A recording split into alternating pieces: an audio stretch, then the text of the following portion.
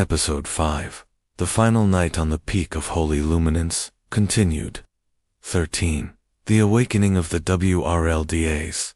The first true sunlight in many ages poured across the peak of Holy Luminance.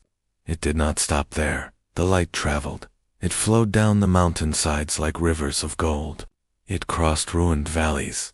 It pierced frozen oceans. It touched the cities where fear had ruled longer than memory. Wherever the light went, something within the world responded. Cracked lands softened.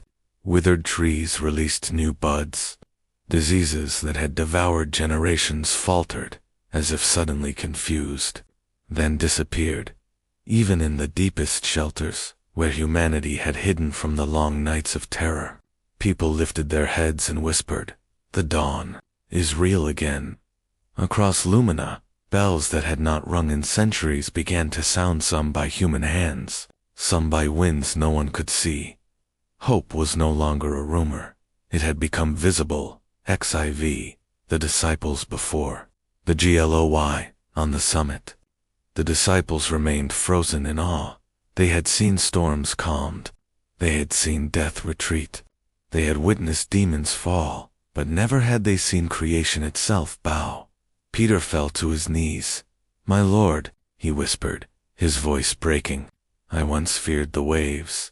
Now I fear only one thing, that I might ever doubt you again." Jesus turned to him with eyes gentle and steady. "Then remember this moment," he said, "not the mountain, not the light, but the truth that fear does not have the final word." Mary of Magdala stepped forward, tears streaming freely. "The darkness is broken," she said. "Does that mean the war is over?" Jesus looked out toward the endless horizon, where light met cloud. "The war for power is over," he replied, "but the journey of love has only begun." 15. The fate of the redeemed Owen, the illuminous being, who had once been Amadar, stood trembling in silence. His form was now fragile, as morning mist, held together only by the light now dwelling within him. "I feel small," he said. Jesus nodded. "To feel small before love is not weakness," he answered. "It is the beginning of wisdom." The redeemed one looked toward the rising sun. "For ages, I ruled despair. Now, I do not know my place." "You will learn again," Jesus said, "as all who return to the light must learn step by step." The being bowed, not in fear, but in reverence, and then, with a final shimmer, he ascended into the sky, becoming a living star that joined the countless souls. Already freed, the sky accepted him without judgment. 16. The last shaking of the ABYSS, though the abyss had been sealed. It was not silent. Far below the foundations of the world, the last echoes of its rage rippled outward. A final quake shuddered through the deep places of existence. Mountains groaned. Oceans surged. The sky darkened momentarily, as if deciding whether to fall back into night. The disciples tensed, but Jesus raised one hand. "Peace," he said. The trembling ceased, not gradually, instantly, as though the very laws of chaos had been reminded who they answered to. Xiii. The promise, after the BATTL the wind softened. The peak of holy luminance was now bathed in full morning. Birds long thought extinct returned to the sky. Their songs, thin and uncertain at first, grew bold as if testing whether the world truly dared to sing again. Jesus turned to his disciples. "You have walked with me through fire and shadow," he said. "You have seen the worst of the night and the truth of the dawn." They listened in absolute silence. "But know this," he continued. "Darkness does not vanish forever. It waits, it learns, it returns in quieter forms, in fear, in pride, in the forgetting of love." Peter's voice trembled. "Then what hope do we carry, Lord?" Jesus smiled, not as a king, not as a conqueror, but as a shepherd. "You carry me," he replied, "not in your hands, but in how you choose to love." 18. The descent from the emoyenti aeon. The group began their descent from the peak.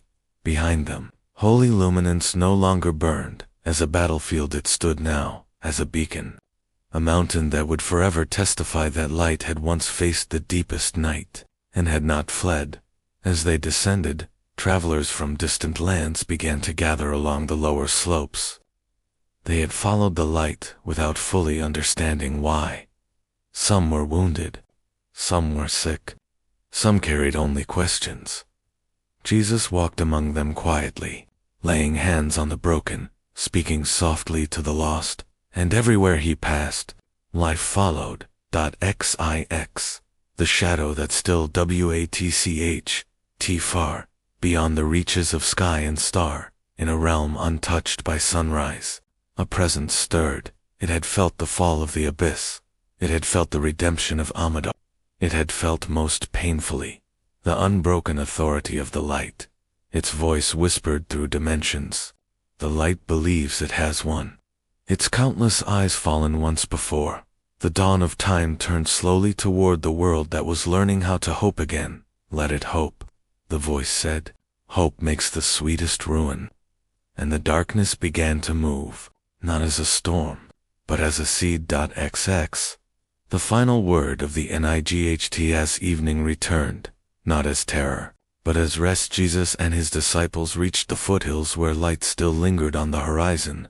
The people gathered, lighting simple torches, not out of fear of the dark, but to honor the passing of a terrible age. Jesus stood among them and spoke. One final time concerning that night. Remember this, he said. Light does not conquer by destroying the dark. It conquers by entering it and refusing to become it. The people listened, not fully understanding, yet knowing in their hearts the words were true.